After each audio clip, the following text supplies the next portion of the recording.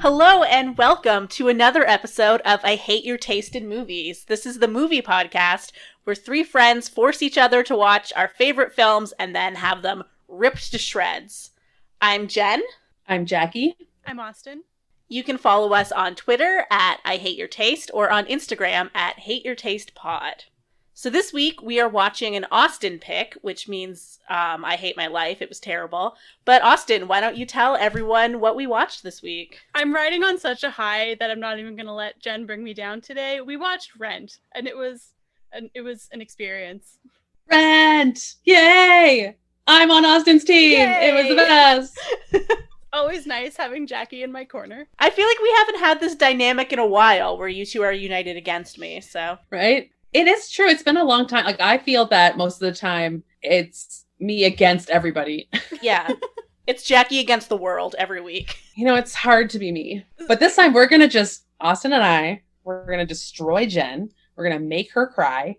And I'm looking forward to it. Not going to lie. Jackie, what's your history with this movie? So I have no history with this movie, actually, because I've only seen it once. But the musical, the show, means a lot to me. I saw it on theater at the NAC in Ottawa in like 1996, I think. And it was the first time I had gone to a musical theater production. And I went with a friend of mine and we went alone with like no parents. So it was pretty exciting. And it was beautiful. It was great. I was prime age to be like sucked in by this sentimentality and emotion, feel it very deeply.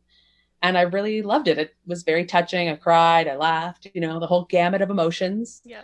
And since that time, I've been obsessed with the soundtrack. It's on like every playlist I have, certain songs for running, certain songs for concentrating. Like, I know all the words. So watching the movie is great because I just sing the songs and I kind of forget the rest of the movie. It sounds like we have similar feelings about this. Right? Like, I love the music. I don't love this movie. Yeah. Yeah. But I'm willing to forgive a lot because yeah, that's totally. That. So Jen, what's your history with Rent? So I actually saw this movie when it came out. I don't remember it very well, but I actually went to a musical theater kind of high school, similar to Austin. Samesies? Yeah, so Nerds. whatever. So when Rent the movie came out, like it was a big deal. People were like playing the soundtrack to the Broadway recording, like in the hallways at lunch getting pumped for it. Like it was all anyone was talking about. So like opening weekend, a bunch of people went, and then my friend and I went, and we met up with another friend who was there seeing it a second time by himself, and we all like sat together. Like people were hardcore like Rent fans. Rent heads is the term. Yes. I actually wrote down what I remembered from it because Okay. I wanted to make these notes. So I remember seeing it in theaters. I remember hating the Light My Candle song / maybe Rosario Dawson's whole character. And I remember the dumb cow jumps over the moon thing. And then Take Me or Leave Me is a great song. That is all I remembered about Rent. That is all I knew about Rent going into this revisit. It's still specific Okay. though. Like you knew like song titles and stuff. So Mhm. that's Yeah, because, cool. that fucking candle song. I forgot how much I hated it. All right, we'll get there. Can we jump right into why? I love that song. We'll get to it when we get to it, but awful. All right, this is going to be hard. Okay. So Rent for me is really important. It's really important to me, just I think as a person.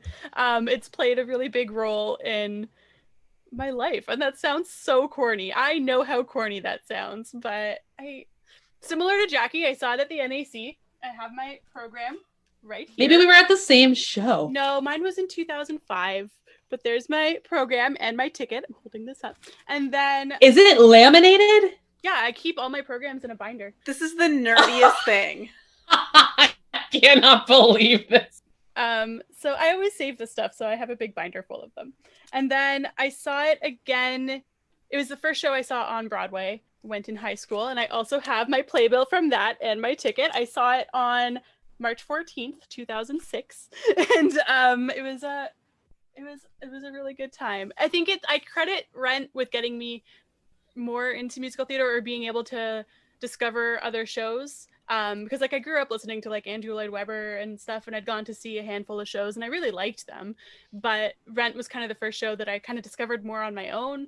And I remember the year that the movie came out, I really loved a lot of the shows that were on Broadway at that time. So I think that was like the first year that I was really excited about different stage shows. It's hard for me to explain how important it was. And so, yeah, like Jackie, this is not a perfect movie. There's a lot of things wrong with this movie, but I think it's not as bad as I think some people think it is. Or I think it gets a little more credit in some ways, which we'll get into, than it maybe got at the time. So I don't know, we'll see. But yeah, I have a hard time figuring out how I feel about this movie because I can't completely separate it from my love of Rent in general. That's fair. Yeah. I have the exact same feelings. When I started watching it, I was like, oh yeah, not perfect by any stretch. I was gonna say also like over 2 hours long. This is a long movie. I struggled with that. I actually did too, even though I love it. The music and singing, I was still like, okay. And at one point I looked and there's an hour left and I was like, oh my God, what else is there coming? Like I thought it was almost time for it to be over and there was an hour left. And I think we'll get into that later too, but I think that was also an issue with the pacing. Really could have not been a 2.5 hour slog of a movie. Yeah, I have no defense. It's a long movie. It probably doesn't need to be. The Broadway show, I watched they did a pro shot of the closing night performance on Broadway in 2008. So I watched that. It's on YouTube. I watched that yesterday, and it's 2 hours and 38 minutes with a 10-minute intermission included in it. So the movie is pretty much as long as the show, which is silly. Without an intermission. Without an intermission, yeah. I mean, I took an intermission, but the movie did not suggest that I do that. This movie felt interminable. Like even I'm like it was so much more smooth and flowed better, and you got more understanding of the plot through the music than you do through the dialogue, which is crazy. Shouldn't be possible for that to be true. No, for sure. Yeah. I mean, I guess I'll do a little summary of it for people who maybe haven't seen it. So Rent, it's based on Puccini's opera La Bohème. It's a group of friends living in the East Village in the late 80s, 1989, I believe. And it's kind of a year in the life. And they're all artists, musicians, filmmakers, all that fun stuff. And a lot of them, it's also the middle of the AIDS epidemic. So there's not much of a plot to it really, aside from just people's relationships with each other and living in the middle of this HIV crisis. Mark and Roger are roommates. They used to also be roommates with a guy named Benny, who is married into wealth and is now their landlord, basically. And so they're on the cusp of being evicted. That's pretty much the plot. It's not the thickest of plots. It's true. It's about the music. It's not about a lot of extrapolatory dialogue. So I guess maybe a good way to break it down would be talking about the characters first. Mm-hmm. Who would you like to start with? Well, just to break things down. So there's Mark and Roger. So they're kind of our two main characters. Mark is a filmmaker. Roger is a songwriter, musician, played by Anthony Rapp and Adam Pascal. Jackie, would you like to take this opportunity to tell me how you feel about Adam Pascal playing Roger? I would love to. Thank you, Austin. So happy to get into this with you because the man is hideous. How dare they make this disgusting man with his ridiculous hair the quote-unquote romantic lead? His head is so small and his hair is so big, it makes him look like, who's that guy, Beaker from the Muppets? He has like a completely skinny square head and then a lion's mane. Cute little bum chin. He's a cute. Ew. I dislike him intensely. But all that to say, I basically dislike everyone in this movie because they are stage people trying to act in a movie and they all suck at it. Disagree.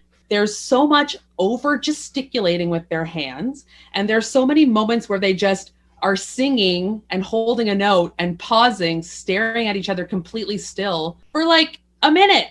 That's so funny because this is like one of the few movies where I'm not horribly offended by the casting. To me, it's so obvious that they're stage people, and most of the acting, all of the dancing and singing does not translate well into a movie at all. So it's very off-putting to me, and I don't like seeing someone's face that close when they're like scream singing and their neck is all tense and they're spitting, and it's just like, oof, take your face out of the screen, Roger. And unfortunately, I know you're not going to like this, but Anthony Rapp. awful. Just I don't not particularly like Anthony Rapp. not a likable character. See, like, I like Anthony Rapp as, like, a person, but I do think he is abysmal as, like, an actor in this. I'm sure he's great on stage where you don't see, like, weird facial expressions and stuff, but, like, in the movie, I was like, oh my god. During, like, Tango Maureen, when they're, like, staring at each other and doing eyebrow raises, I was like, this is so corny and bad. It should not be in this movie. It brings me so much joy watching his awkward little body trying to dance in this movie. It makes me so happy. His awkward gestures, they're so endearing. I think it's just because of the actual having to sing. Yeah. Like, it stops everything. It's so off-putting. And it has to happen, but it doesn't translate. Yeah. So this is like one of my issues with this movie, and it's going to come up anytime we do a musical, especially one that's adapted from stage and not just an original movie musical, because it's hard, I think, to figure out where to go with a movie. Like, you have to commit to being a musical. Some choices work, some don't, but you need to commit. And I feel like this movie didn't really commit overall. Do you know what I mean? Like, Chicago worked really, really well because of the separation between reality and fantasy. And so you could kind of go all out and get the musical gravitas. Do you know what I mean? Whereas this one is very much more grounded in reality. So you kind of have to commit to either doing it full out as a musical like the stage show is, or I don't know. I don't know what the line is, but there's something about it that doesn't sit right with me. And I think the biggest thing, which is going to come up a lot every song we talk about, is that they cut a lot of the dialogue, or a lot of the beginnings and intros and endings to songs, which I get. Like, the musical has over 40 musical numbers. Like, I know you have to cut some of those, and I think overall they made good choices about what they cut, but they used the dialogue from a lot of the songs and turned it into spoken dialogue, but they didn't change the order of the words. They didn't change it, so it's just awkwardly kind of spoken in rhyme. It doesn't roll off the tongue. It doesn't feel natural because it should be sung. And like, there were times when I was like singing along to the Broadway soundtrack kind of in my head, and I was matching up with them talking to each other on the screen. Does that make sense? They didn't change the lyrics. They just made it into dialogue. Yeah, they just spoke the songs, which is very weird when you know the songs. That is a good point, because I kind of made like a similar note where I was like, I don't understand like how you should adapt something like this. Like, should it be the type of musical like Les Mis or Hamilton, where like absolutely everything is sung, there's no like spoken dialogue, it's just all songs, or something more like Chicago, where there is sort of the grounded people talking and then turns into a song, which I guess is what they tried to do in this, but it didn't really work. So I was just like, what? Like, I could tell that there was something wrong, and I just couldn't put my finger on what it was. Yeah, for me, I think it didn't commit hard enough to being a musical, because the show version is pretty much sung through. There's dialogue, but there's always music. And so I feel like that's kind of the flaw with some movie musicals. It's like, just commit, just make it a musical, just go all in. But my main problem with this is that for some reason the filmography is weird. Like, they're so tight in on, for example, like Angel's intro dance. That's so big and theatrical, and they're zoomed in so hard on Angel dancing, and it feels so awful. I'm like, it's so embarrassing to be like this locked in on someone dancing so over the top, which is one of my favorite things of the whole movie. Made me feel awful. I was like, this is terrible. I never wanted to be this close to someone working this hard. I feel like if they had just zoomed back a little and let it happen, it could have been okay, but they filmed it all like a movie. I think, like we were saying too, where they were trying to make it really grounded, I feel like maybe that was almost like a hindrance, because the musical numbers didn't feel like big musical numbers. Like, it wasn't like normal people walking down the street and all of a sudden they burst into song. Like, even if we think about something like, I'm just trying to think of other movie musicals, but something like Hairspray, like, they're regular people who burst into song sometimes, but it's a big production when they do. Whereas this, like, that's a perfect example where it's like, oh, here's a musical number, but it's kind of just Angel in close-up in a room. You know, it didn't feel like a big moment when it probably could have been. Yeah. I don't know if I'm smart enough to articulate it, and you've all said it before, but there was something that never felt right. What are you trying to accomplish? Yeah, I think it's a combination of things. I think you're totally right that it's like, I want to watch this number. Like, let me watch the whole thing. Like, I don't need to be zoomed in the whole time. But I would guess you could argue that, like, film goers don't necessarily, they want to see a movie that's made like a movie. And I don't know if you can necessarily do that all the time with musicals. But I also really think the music cutting out and just being dead for so long long stretches of time between songs that are songs in the musical. That's why I'm saying, like, just commit, just go for it. I don't know. I think it could have benefited from that. Can I also add, so one of the things in the opening credits that kind of threw me for a loop was that this movie is directed by Chris Columbus, Yeah. who is not a musical director at all. He's a children's movie director. He did the Home Alone movies, he did the first couple of Harry Potter movies. Like, that's what I know him as. Mm-hmm. So I had this moment where I was like, holy shit, he did Rent? And I thought maybe I'd missed a part of his career where he had worked in the theater or done musicals before, and he hadn't. He is pretty much a kids movie director who one time did Rent. And I think maybe that is also a reason why it didn't fully translate well. It was someone who was maybe not super familiar with the material or how to make a production work on film. Right. No offense to Chris Columbus, nothing wrong with Home Alone and the first few Harry Potter movies, but He's crying. Yeah, it's not your best work. He idolizes us. He's so I'm sure he's right listening, now. Mr. Columbus. Hello. You're fired. Apparently, I was watching all of the special features on my 2-disc DVD set, and there was an interview with him, and he was talking about how he grew up.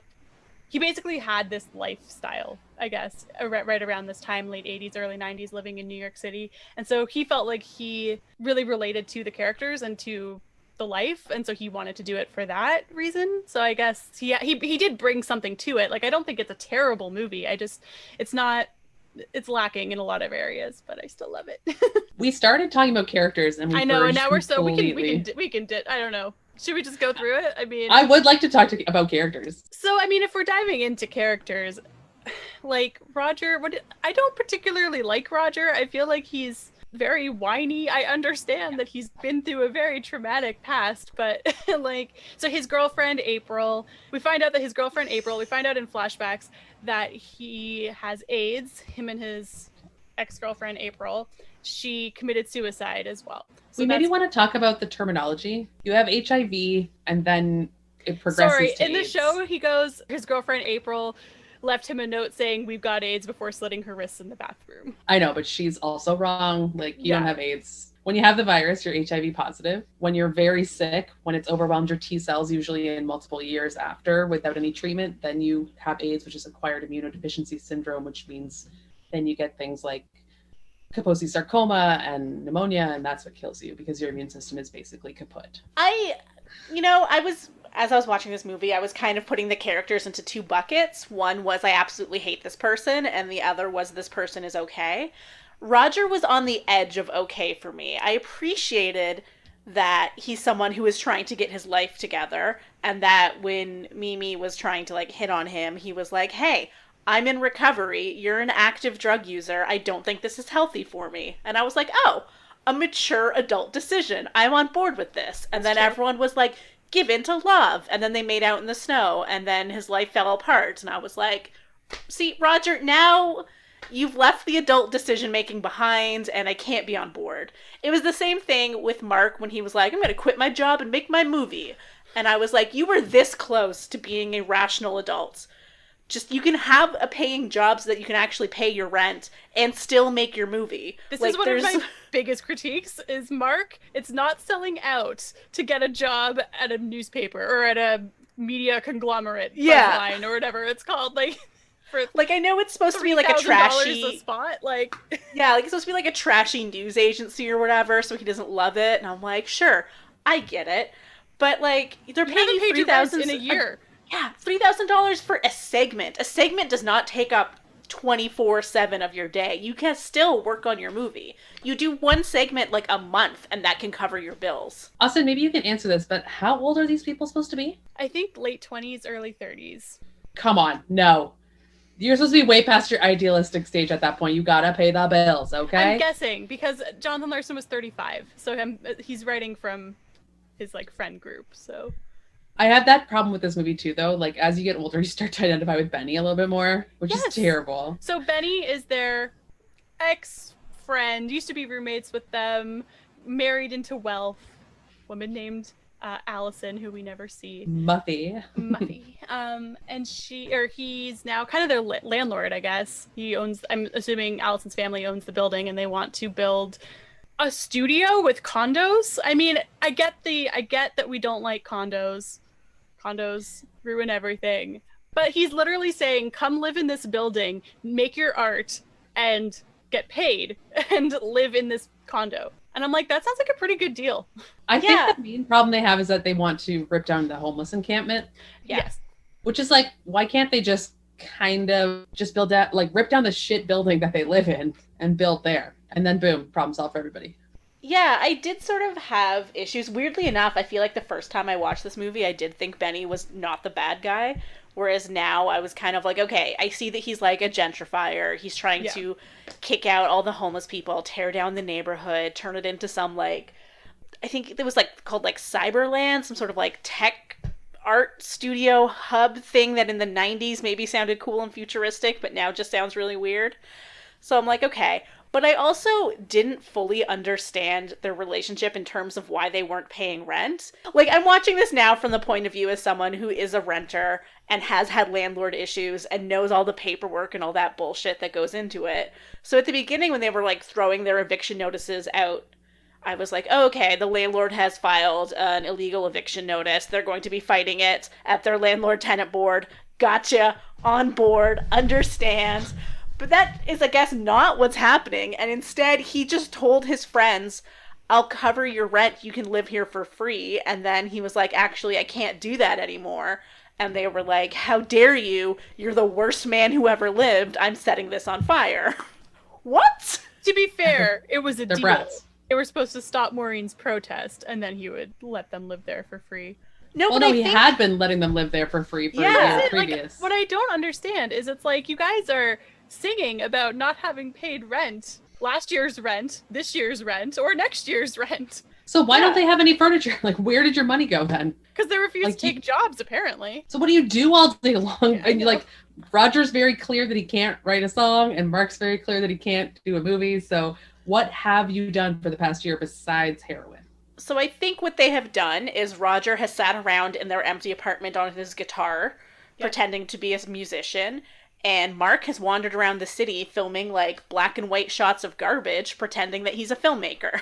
Well, then you're lucky that Benny came along and gave you something to be passionate about. Again, like, I don't think Benny's a good person for lots of reasons throughout the movie, but like, I don't understand their arrangement and why they're so angry at him. I'm like, yeah, your friend was offering you free rent. That's a sweet deal. That sucks to have him go back on it, but like... He doesn't owe you anything. He can do that. So you're adult. Full-on adult. What if it wasn't Benny that bought the building? What if it was a different corporation? Or if he didn't marry Allison? Like, would you still be like, I shouldn't have to pay? Yeah, I don't get it either. Honestly, it's because we live in a different time, right? Yeah. Yeah, it was all about starving scene. artists, junkies, squatters, and how glamorous it was. Also, in that opening number, when they're singing, we're not going to pay our rent, and they're burning their eviction notices, it's like the whole street is doing it, which is also why I thought he was, like, illegally trying to, like, he bought their building and was trying to kick them all out so he could tear it down or something like that, which isn't what's happening. He's tearing down the homeless encampment and leaving their buildings.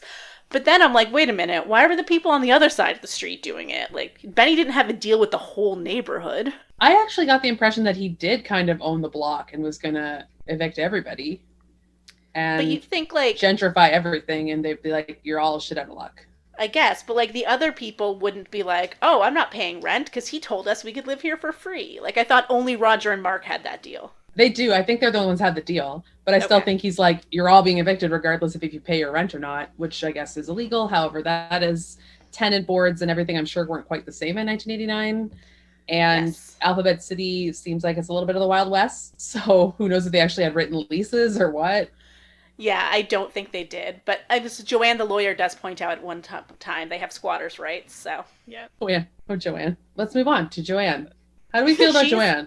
She's on the responsible adult list. Yes, she is on the She's the coolest. Yeah. But also an idiot to ever think Maureen is going to change. Like, come on, girl. It's like, she deserves so much better than fucking Maureen, who, by the way, not on the good list. Let's talk Garbage about Maureen first, because she's more directly attached to this group. So Maureen sucks, I believe, is the general consensus.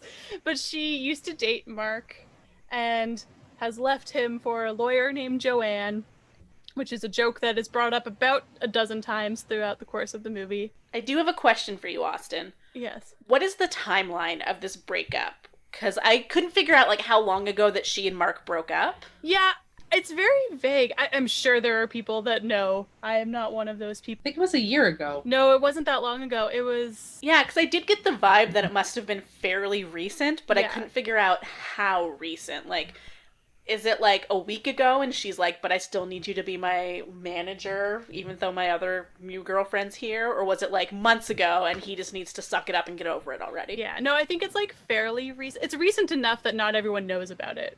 Yeah. Yeah, Maureen is the worst person. She's a people user and a cheater and incredibly selfish, self-centered, and annoying and terrible. But Mark and Joanne are both super wuss enablers who just let her walk all over them nonstop. It's hard to respect anyone in that love triangle. You're just like, you're all terrible, and I don't care if you all screw each other over. Yeah, I agree. I kind of wish that after, like, Tango Maureen, Mark and Joanne, like, teamed up and became friends and they both stopped talking to her. Like, you're having this whole song and dance, literally, about how toxic and manipulative she is, and then you're both just like, but we love her. And it's like, why? Yeah, what redeeming quality? Is it sex? Because eventually that can't be enough, right? Yeah, I don't understand the way the movie portrays the Joanne Maureen relationship, because it, like, this is, I guess we're just kind of gonna jump all over the movie here, which is fine. When Mark gets offered the job at Buzzline, I think that's what it's called, Joanne and Maureen go with him to the meeting, and then they get into a big fight because Maureen's flirting with the receptionist, and you know, this pisses Joanne off because she's always doing this, and then she's like, I just want commitment, and so they get engaged, and then there's like a big engagement party, and then they break up at the engagement party. None of that's in the musical. They're portrayed as being a lot more on and off. Like, they're constantly together and fighting, and then they break up, and then they're back together, and they're madly in love, and then they fight. Like, they're just really on and off, which I feel like makes a little bit more sense. But in the movie, it's like, wait, we did a really quick 180 here, and I didn't really see where it came from. It was awful. It didn't make any sense. They would never get engaged. Maureen is not the engagement type. Like, it was totally an addition they didn't think enough about. Or maybe it was, like you were saying, whoever was adapting it doesn't know the source material as well, but it just totally not right for the characters at all. Why? I think it's my issue with the pacing of this movie as well, where it just kind of seemed like that all happened very fast, and then we didn't get a lot of follow-up with them after that.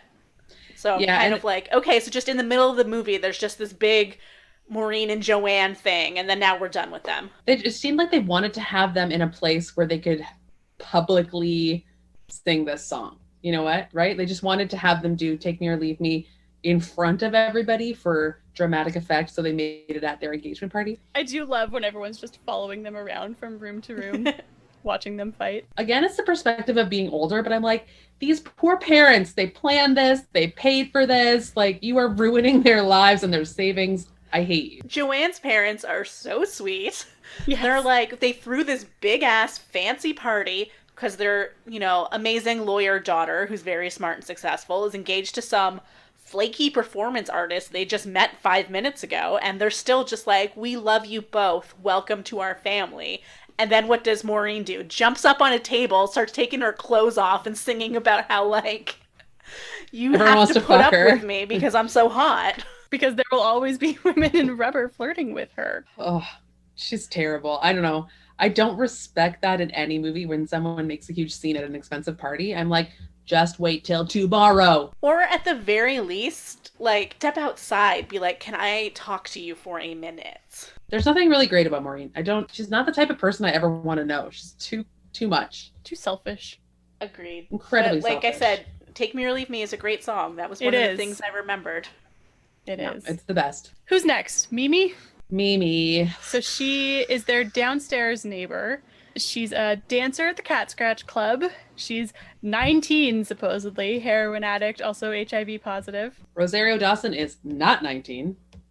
I also have some questions about her being 19, because as established, we think these characters are in their maybe late 20s or whatever. So she's interested in Roger. They start dating. Then it's revealed that she dated Benny 2 years ago when she was 17. I assume, was she also the downstairs neighbor at that point? Like, how did they even meet? Why was he dating a teenage girl that no one else knew?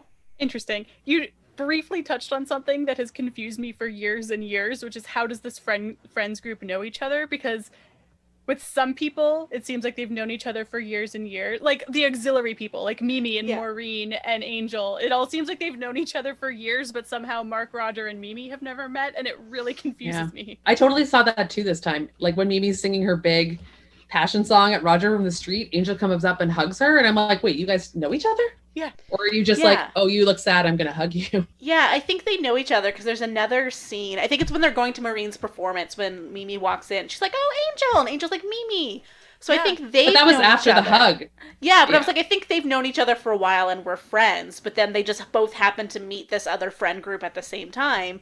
But again, I don't understand how Mimi and Benny dated. I think Benny went to the Cat Scratch Club, probably. Okay, so you don't think she was living there?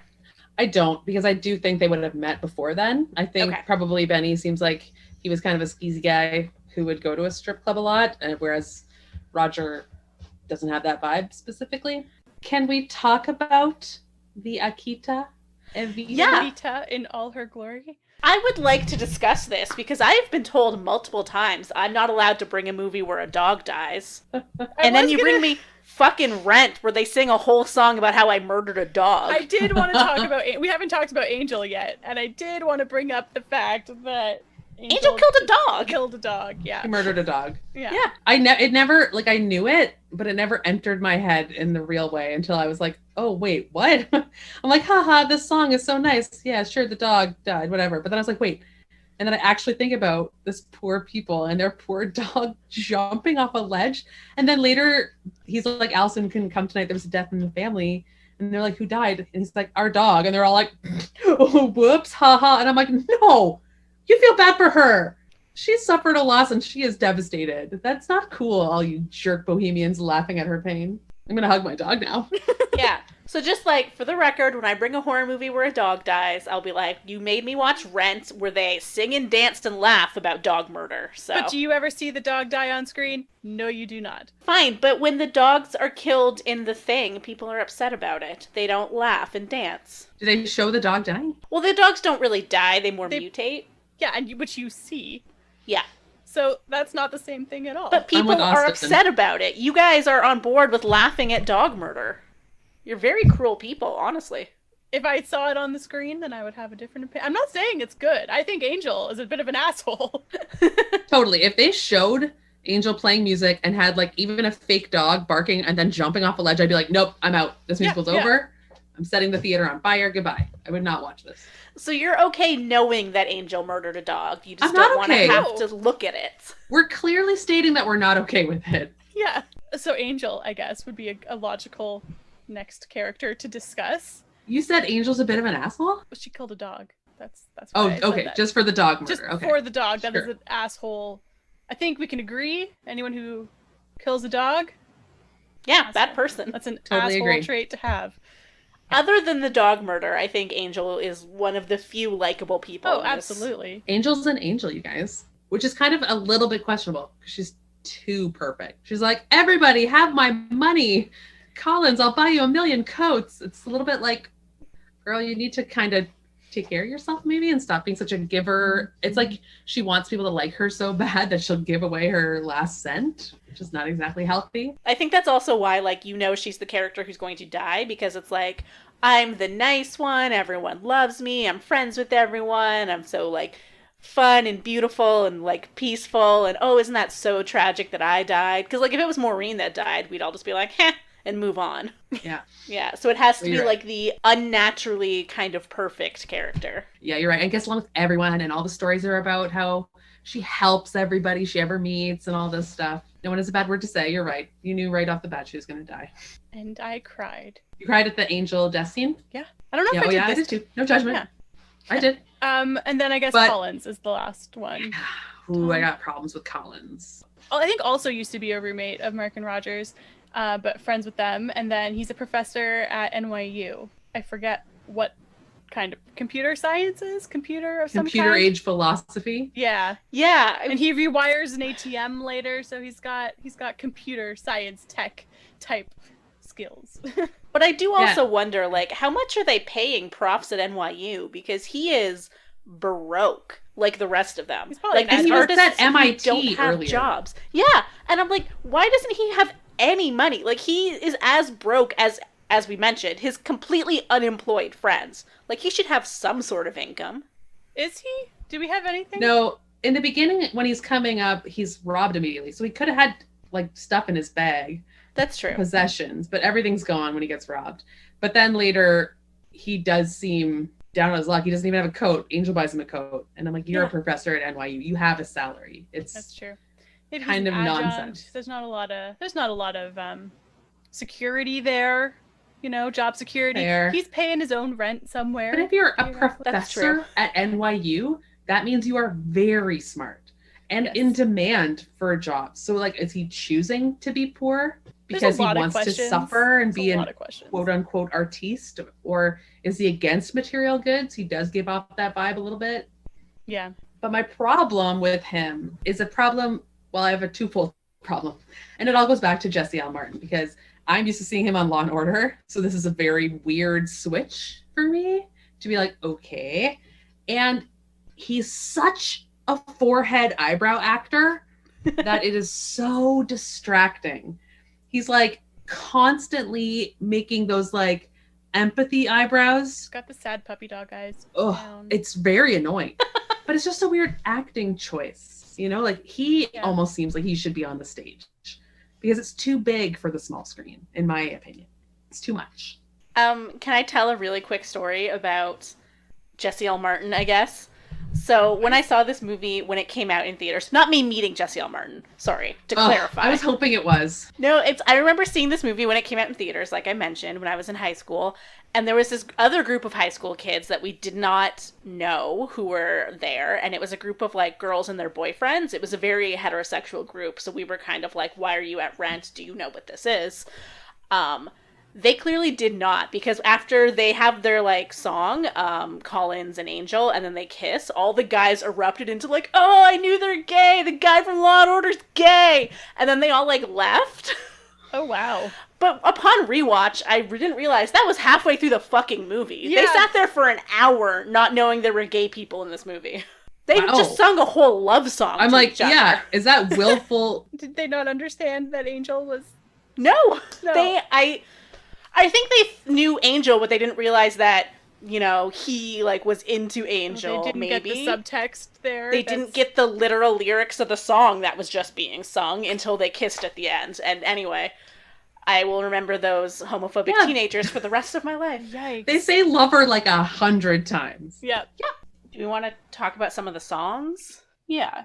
Oh, can I talk about how Light My Candle is the worst part of this movie? Yeah, explain to me why you don't like this, please. I hate it so much. I don't know if it's just like the choreography of it, where she's like turning the candle out and then turning back around and singing Light My Candle. Like, I don't know if it's just like the way she's singing it. I don't know if it's just the song in general, but it is something I remember hating when I saw this movie however many moons ago, and my friend and I like made fun of it for months after. It was like our inside joke of like, light my candle, because we were like, just thought it was really dumb.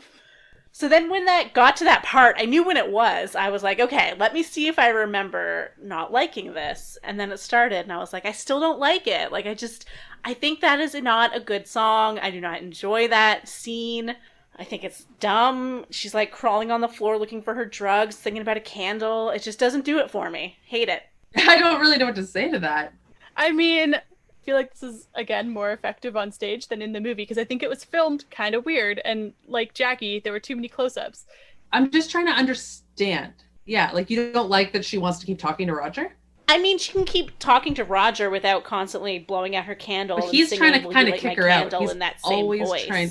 Oh, it's the voice and the song. But again, I'm on his side on this, because he's very recently in recovery. He should not be hanging out with her. And she brought drugs to his house. Like, get out. Okay, so you kind of feel like she's imposing on him and like not listening to him. Yeah, I also think overall I don't like Mimi. That's fair. She does barge into their apartment on more than one occasion, often through the window. Yeah, and she's very pushy. Roger has shown little to no interest in her. But can we also appreciate the fact that Roger has basically become an agoraphobic and is avoiding people and experiences and is totally shut down? And Mimi, for better or for worse, brings him out of his shell and helps him heal from his girlfriend's suicide. Yes, I can see that. Like, I don't think Roger is in a healthy place, necessarily. I guess, yeah, Mimi is the catalyst to get him back in the world. I don't know if she was a great catalyst, and I don't foresee their relationship working out. I know the end of the movie is supposed to make us think it's true love because he sang her back to life with a real underwhelming song. Oh, yeah. Super underwhelming. Agree. So underwhelming. He's like, it took me like a year. I finally wrote a song for you. And it's like, you're checking your watch. Like, is this... I skipped still it dead? Yesterday when I was watching the Broadway version. I skipped over it. I was like, I've been watching this for 2.5 hours. I'm just gonna... His song about writing a song is better than the song he writes. Yeah, that should have been his song. But you're right. They have no future. I think it's like a season in their lives. Seasons of love, if you will. She's ultimately good for him, and I think he's ultimately good for her, although after their breakup, she goes back into drugs. But I think that what's implied to me at the end is that they're both going to work on themselves and try and get better. Like, obviously, beating drug addiction is not easy and involves a lot of relapses. Yeah. But I think it leaves on a hopeful note where maybe she'll try rehab again and he's opening up to love again. And, you know, they were good for each other. Maybe. Briefly. Yeah, potentially. We don't know what's going to happen. Do we know the timeline? Do we know how long Roger's been sober? Like, how long ago did April die? I think they said at the beginning he had been sober for like 6 months or something like that. Yeah, that's every time you ask for the timeline, I'm like, it was a year ago. Like, it was a year. I don't know why, but I'm always like, it happened last year, so that's a year ago. Seasons of Love, it is 1 year.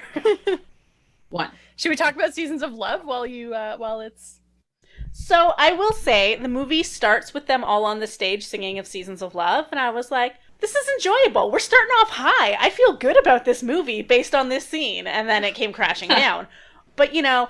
Good song, a lot of really good voices in this cast. I had no issues with them just standing on a stage singing that song. Well, that's what I was gonna ask, is like, this opening scene has nothing to do with anything, basically, in the movie. It's the Nederlander. That's where Rent played on Broadway. It's kind of prescient about COVID and empty theaters. But I was wondering, as someone who like doesn't know the show or doesn't really care about the show, like, was it just kind of like, what the fuck? Like, why are we in a theater singing a gospel song? That is not... So in the show, it happens after intermission. Seasons of Love. Oh, okay. So, but it's not really anything. Like, doesn't have anything to do with the plot. So, I mean, I like it right off the top, but... Yeah, I didn't have a problem with that. I did kind of wonder, because like I said, I didn't remember the movie super well, so when it opens with them in a theater, I couldn't really remember if, like, they come back to that ever, if it's some sort of, like, metaphorical theater that they're going to be performing in or something. But it seems like it just really wasn't. It was just to have them singing together. Yeah. And it was perfectly fine. I enjoyed that scene. Okay. So, you said bring it back. I was watching the alternate ending, which is... pretty much the same, and I actually think they should have kept it, because I think it got everything that the ending that they kept gave, but then it also brought things back to the beginning. So like Mimi comes back to life, they start watching because she dies, right? We think she dies, and then we're gonna talk about Mimi coming back to life. All right, we'll get there. But like, we see a little bit of Mark's film that they're finally watching, and then that's like the end of the movie. So in the alternate ending, all the same stuff happens. They're watching some of Mark's film, and then it goes back to the theater, and they sing. They finish singing the finale on stage, and then Angel's spot is gone, and Angel walks back on stage. But that's all it is. And I was like, that would have been a nice little bookend, I think. Yeah, I think that would have been cute. I would have been fine with that. Thoughts, Jackie? Seasons of Love? Yeah, love it. Immediately, I started tearing up right in the beginning. The second. Yeah. Because I am more interested in this movie when it's like the theater. Yes. Right? And it makes you think about when you saw it and how great it was to see it on stage. So like that was more of a memory tug for me when they first were singing on stage. And of course it has all the sad feelings about how you cannot go to the theater and you cannot go anywhere and we're stuck in our homes and art is dead and life is pain. So that was sad. Thanks for bringing us back down. Boom. Like with a bullet. But yeah, it's a beautiful song. It's great. Well written. Love it. And I love when Joanne gets a chance to use the pipes. She's got them. Yes. Yeah, I made a note of that because I was like, holy shit, she's got a really good voice. And I wanted someone else to bring it up because I didn't want this to be another thing where I was like, I think this person's a talented singer. And then Austin like pulls out her notebook and is like, this range and this note and this was sharp. And then I'm like, I'm sorry. I can't hear these things. She was I thought it was great. She's great. Can I go on one of my nerdy spiels? Please. This is monologue number 1. I would love it. Okay. We're only at monologue number 1? Oh no. So Tracy Toms plays Joanne in the movie. She's amazing. And then Jesse L. Martin does the male solo. Also great. But it's really just like chorus people that sing those verses. So trying to cast someone for the original show, they had to cast like a chorus person who would have to sing this crazy verse. And so it's like a hard thing to cast because, you know, if you're capable of singing that, you don't want to be in an ensemble. This isn't a particularly exciting spiel. It's slightly moderately interesting fact. That is actually interesting because I saw today, I was looking something up on YouTube and I found where the Broadway cast of Rent performed Seasons of Love at the Democratic National Convention in 1996 because that is the kind of nerdy shit I look up. And I didn't recognize the people doing the solos, but like Jesse L. Martin was there as part of the cast, but he didn't do the solo that he does in the movie. So I was like wondering who those people were, but now I know it's like random chorus people who do the solos. Yeah. So can we talk about Maureen's fucking performance and the cow jumping over the moon? Here we go. Yeah, I want to get into this because this is my skipping song. Every musical that I like has a song that I skip over. This Over the Moon is that song for me. This whole protest thing was one of those things that I just accepted. And now looking back, I'm like, what the fuck was that mess? Yeah, so I have so many questions. Number one, this is not a protest. This is Maureen doing a one-woman show. Yeah, it's a Number performance. two, yeah, like your weird performance art, what are you even talking about? Like, I don't even understand. And like the audience in the movie is reacting to it like she's making jokes and hitting things, but I'm like, this isn't playing at all. You just sound like a crazy person saying some like weird pretentious art nonsense. And how is this helping the homeless encampment? This is what I mean when it's not a protest. It's just she wants to put on a show. Yeah, was she trying to raise money? Question mark. Exactly. I'm like, you weren't raising money because no one had to pay admission. Like, you weren't raising awareness until Mark brought it to the news. Like, you were just having everyone look at you for 15 minutes because you're Maureen and that's all you care about. Yeah, I think that genuinely is it. I think she's saying that it's a protest or, you know, it's for this cause. And I think the song, like the lyrics, I think that's what it's getting at is like anti-gentrification and that stuff. But it's, you gotta look for that. Hard. Most of it makes no sense. I'm like, why is there a cow? Why are you riding the cow? What leap of faith? Like, that's a refrain you keep saying, but like, what are we supposed to have faith in? And where are we leaping to? Who is the cow? Yeah. And why? Elsie. No, like, are you the cow? Are the homeless people the cow? Like, who's the cow? Yeah, none of it makes any sense. And I never really thought about it, but you're right. Metaphor? She accomplishes nothing. And like, everyone's like clapping and cheering. It's like, but why? Go to like rent a theater if you want to like have this is the Maureen show. Watch me be Maureen. But don't act like you're trying to. Yeah, but she can't afford to rent a theater. But like, why are his investors so threatened by this? It's nothing and it means nothing. Yeah. Again, it's not even a protest. If he didn't bring the cops, nothing would have happened and no one would know or care. So that is another point in the Benny being dumb column. So did Benny... He made that a worse situation. Did he think that she was going to like encourage them to riot and that's why he had the police on standby? Austin, I'm asking maybe to you. Do you have a thought? Not really. I was just going to say before that he makes a comment where it's like, or Mark says like, this kind of attitude towards the homeless is what Maureen's protesting. And then Benny says, Maureen's protesting losing her performance space, not my attitude. That's the only context that we get for the protest, as far as I can tell. Yeah, it doesn't really, it's not fleshed out enough. Like, I don't understand. Like, so is the performance space, so like, is that her lot and that's where she does her one woman shows? I suspect it's probably like a homeless encampment, right? And then she just uses it to perform sometimes for free. Also, if I am a homeless person in this area and every couple of weeks some random woman shows up to put on a stage show in my house, like where I'm trying to live and sleep and have some form of shelter because I'm struggling because New York City's in a really bad state at this time and there's not a lot of money or resources going around and I'm having a rough go in life and this fucking woman shows up with her lighting and is like, I gotta move for a couple hours. Do you mind waiting outside? Like, I'm gonna stab her. I'm sorry. Gotta move. Well, yeah, that's really good. That's the quote of the episode. Yeah, so we're all equally confused. Yeah. Okay. Ooh, also, I think this might be a segue into one of Austin's hot takes, but I feel like I don't like Idina Menzel's speaking voice in this movie. I don't know if I've heard her speak in other things, but she sounded always really, like, high-pitched and almost like she was doing a little girl voice, and it was really grating.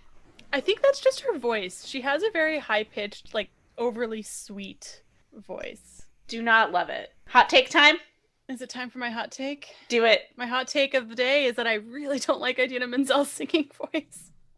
That's not true. That's not entirely true. I already have to backpedal. I already feel too bad. It was nice watching a movie and hearing her sing in her range. That was a nice surprise because I feel like it doesn't happen anymore. She's got a great voice. She's a good belter, but she has a tendency to become famous for songs that are not comfortably in her range for 6 shows a week or 8 shows a week. Defying Gravity, Let It Go. I mean, not that she was doing Let It Go 8 times a week, but I mean, you guys saw her Oscar performance. It wasn't. I don't know. I mean, she was just called Adele Dazeem, and I'm sure that, fucked with her a little bit, but I don't know. I just think that she gets famous for songs that are really great on recording or really great once, but it's hard to replicate live. Yeah, I think that makes sense. Yeah. So that's my hot take on Idina Menzel. I met her. I'm sorry. She's lovely. I'm wearing an If Then t-shirt right now. You met her. Is there a picture proof? Yeah, there is. Yes. I'll send it. Are you getting it out? But while we're on the topic of Idina Menzel and her great voice in this movie, let's talk about Take Me or Leave Me. Oh. Maybe the best song in the movie? Yeah, I'd say it's my favorite song in the movie. I would say that too.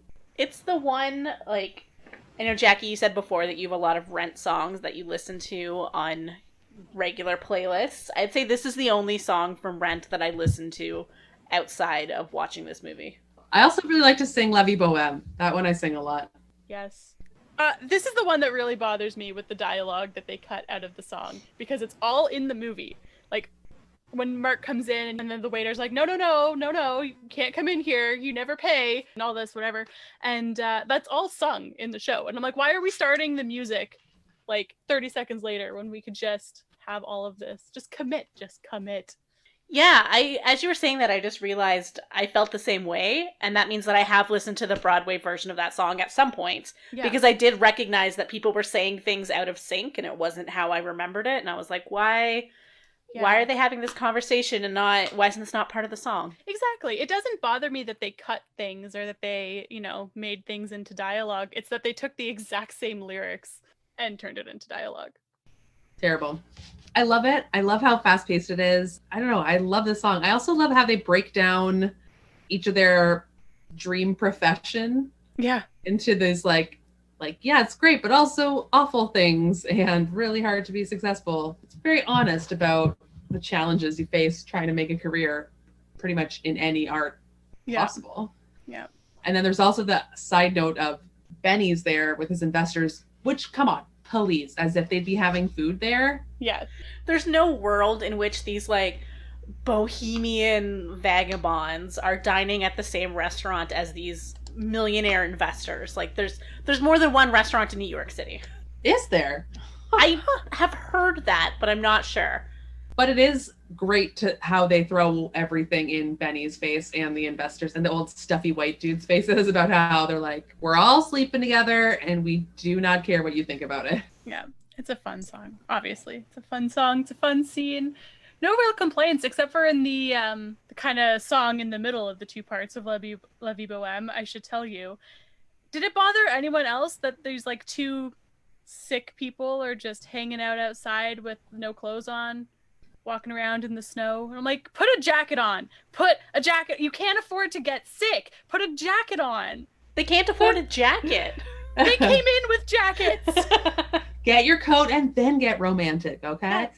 See, I didn't notice that, but what I did notice is that they kind of did their little break and their little romance outside, and then they come back in and everyone starts up La Vie Boheme again. And I'm like, we also had to take a 5-minute breather so that you can go make out? Like, we were in the middle of something here. They were drinking. I'm sure they were fine. What I don't like about that song is that it is complete nonsense. The song, I should tell you, never has a complete sentence in it. It's all like, oh no, should I? Here goes. Well, no. I'm like, make words in order of a sentence. Like speak. I mean, sing, I guess. But get it out. Make a thought and convey it to another person. I've always disliked that song because it doesn't, to me, it doesn't serve a point because you're not conveying anything. You're just like, listen to me mumble. Oh, now I love you. Yeah. I guess this is also the point when Roger finds out that Mimi's HIV positive. This is a Jen question, I guess. Did you get the impression that he was keeping his distance from her because of the drug use, because of his own emotional shutdownedness, which is a word I'm making up, or because he is ashamed of his HIV status and didn't want to talk to her about it? I think it was kind of a combination of all of the three. I think there's the fact that he's a recovering drug addict and she's very clearly a drug user, which again, Roger, you were trying to make a healthy decision for yourself by not getting involved with that, and I appreciate that. But then there was also, he is worried about his HIV status and, you know, thinks he's going to be dying soon, which, I mean, he seems like in okay health at this point, but yes, obviously, at this time in America, it was kind of a death sentence.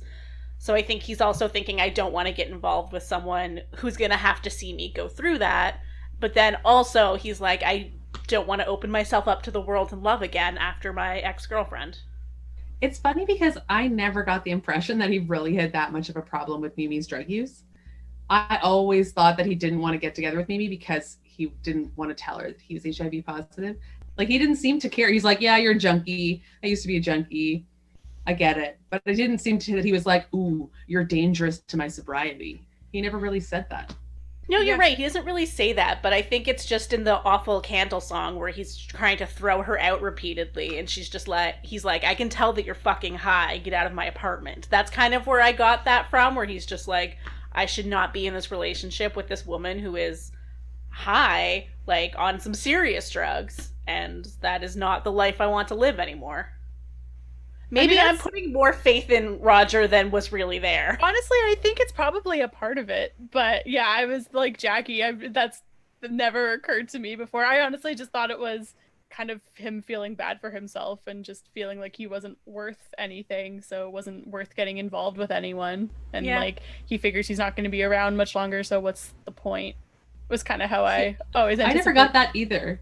Oh. See, I just thought I'm so one-dimensional with my characters that I'm always like, he doesn't think that he can have a sexual relationship with a person because he has HIV. So he's like, I'm shut down. I don't want to talk to you. I don't want to be tempted because can't do it. But then when he finds out that she's also HIV positive, he's like, boom, we're going to do it. And we're going to be in love because now it's okay. So many interpretations of Roger. Yeah, I like that we all got something different from him. I don't know why I have such a problem with Roger. Can I just quickly take a break to talk about the funniest part of the movie, which is Roger in the desert? Oh my god. He looks so stupid. So his jeans are so big. Oh.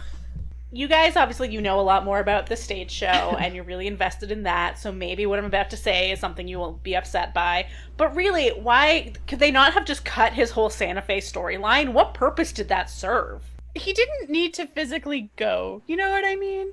I think in the show, it's like implied, like he leaves for a bit, but there's no like scene of him in Santa Fe. It is so awful. All of it is so weird. They totally film it because they're like, ooh, New York is dark and gritty. Santa Fe is sunny and hot, but it just doesn't make sense. It looks so weird to see him in his like dirty New Yorker clothes on like a beautiful street corner in the sun being like, I used to do heroin. Like, it doesn't make any sense. And then he just goes on a hike in jeans and like a button-down shirt, and then he like his hair's blowing around where he's emoting to the sky, and I'm just like, what am I seeing here? I also was confused as to why he went there. I know earlier there's a song that Colin sings about like, I'm gonna go to Santa Fe and start a restaurant. So then when Roger's having like a midlife crisis, he's like, well, I'm going to go to Santa Fe. And I'm I'll like, take there's your more dream. than one other city in the United States. It's not like New York, Santa Fe. That's it. Well, if you watch Newsies, you would think that those are the only two cities because Newsies had come out in, what, 92? And the character in that movie is obsessed with getting to Santa Fe. I've And never they're also seen based in Newsies. New York. You will. Was Santa Fe want having to. like a boom in the 90s or Apparently. something? Was that like where everyone tourism was like, board go is out like- west?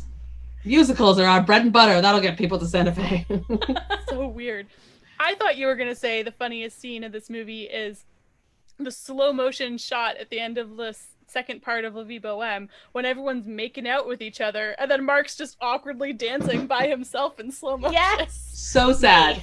That is me. Everyone's in relationships and I'm just in the middle, party of one, just vibing.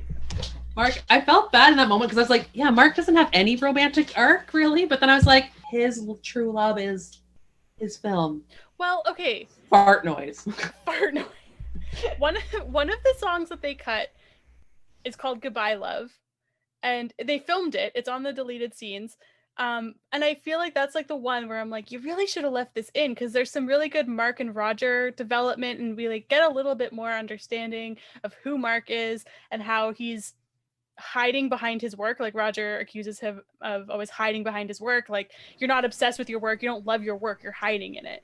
And like Mark's kind of rebuttal to that is like, I'm the only one of us who's going to live. And I mean, Roger's obviously like, poor baby, which like, fair, but also like that is an element that we don't get to explore at all. Like all of his friends are sick like that, and that's the position Jonathan Larson was in, right? Like a lot of his friends were dying of AIDS, and you know, it was a very real situation, I guess, from Mark to be in that doesn't really get explored at all. Yeah, they don't talk at all because it's all about the whole point of the movie is like being open to love, and these characters are all shut down in their own weird fucked up way. But they really don't talk about Mark. They're like, meh, he's just the observer. We don't really need to talk about him. Yeah, he doesn't have a lot of depth. He didn't. But I do, that slow-mo shot is nice. It's dumb because Mark is a terrible dancer, but it is a good division in the movie. It's like, this is the moment when everyone is happy, and you know very soon things are going to go terribly wrong. And it's like, it's nice to highlight that happy moment. I guess we could mention also sort of this song is kind of what drives in the message of living with disease versus dying from disease. And I mean, you talked about the whole musical concept as like being open to love and open to enjoying life and experience life. And this is kind of the culmination of that, which is kind of a heartwarming thing because I think especially at the time, you know, HIV was a death sentence and you're not dying from a disease, you're living with it. And that is a good distinction that I think probably sailed past me when I was, 14 listening to this for the first time. I agree with that. That line really sticks out every time you see it. But speaking of songs about disease, there's also that life support song. There's the two life support songs because there's like the first one and then there's Will I. And I think they're both like my favorite parts of the movie. So sad though. Can you just jog my memory? So Angel and Collins are going to a life support meeting for HIV or people living with HIV or friends, family support, and invite Roger and Mark to come, and Roger refuses to go at first. And then I do have to say that Mark comes in and is the most bumbling, awkward person. It's so uncomfortable. And then he asks to like film the meeting, which is just like, dude, which is also not okay. You could have approached this better. Yeah, he's awful. Yeah. And then, can I film you in your like most vulnerable moments? Oh yeah, that's not a great Mark look. But it leads into the song Life Support, which is like, I don't even know how to describe it. It's so sad. It is so sad. The lines of Will I are so sad. Will I lose my dignity? Will someone care? Will I wake tomorrow from this nightmare? Like it's, whew. I can imagine clearly having those thoughts if you're in this situation. And it is terrifying. I guess, deeply scary. The origin for that is Jonathan Larson went to one of these meetings with some of his friends, and one of the participants there said that. He basically asked, he's like, I'm not afraid of dying, I'm not afraid of getting sick or the suffering, but will I lose my dignity? And so that like really stuck with Jonathan Larson. The one thing the movie does, which is nice that they can't do on stage, is to have the group sitting and people are disappearing. Mm-hmm. Like they just stop showing up to the meeting. It's very, very awful and so heartbreaking. Especially because if you watch them as they're disappearing, you can see some look healthy, some look sick. It's like HIV itself. You cannot predict what was going to happen at that time and who would get it, who would die quickly, who would last a long time. It's represented really well visually how insidious it must have been. Yeah. The members of that life support meeting, there's Allie, Pam, Sue, and Gordon. Those are all the names of some of Jonathan's friends who passed away during that time. So that's a nice little tribute to them. Actually, one of them, Allie, her name was Allison Gertz, who was an AIDS activist in the 80s and 90s. There's a movie based on her called Something to Live For, the Allison Gertz story, and it stars Molly Ringwald as her.